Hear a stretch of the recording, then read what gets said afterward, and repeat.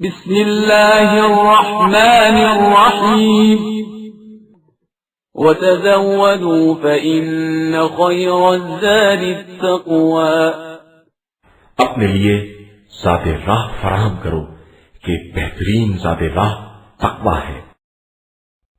دعائے مغفرت والدین از امام زین العابدین علیہ السلام۔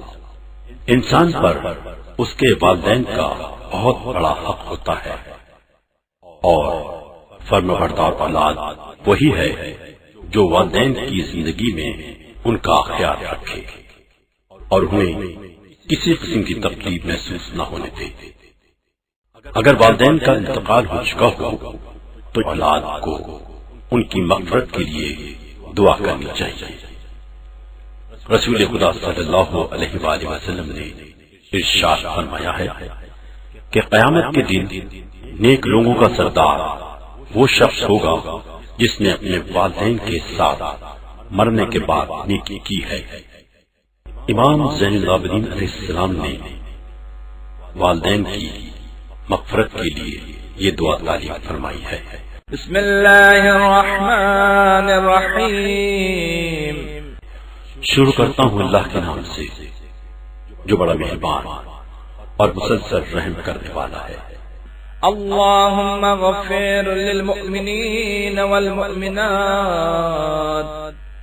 الأحياء منهم والأموات تابع بيننا وبينهم بالخيرات۔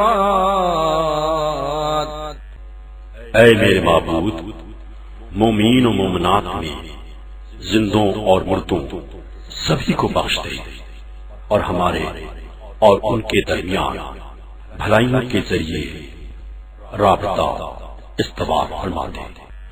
اللهم اغفر لحينا وميتنا وشاهدنا وغائبنا ذكرنا وأنثانا صغيرنا وكبيرنا حرنا ومملوكنا۔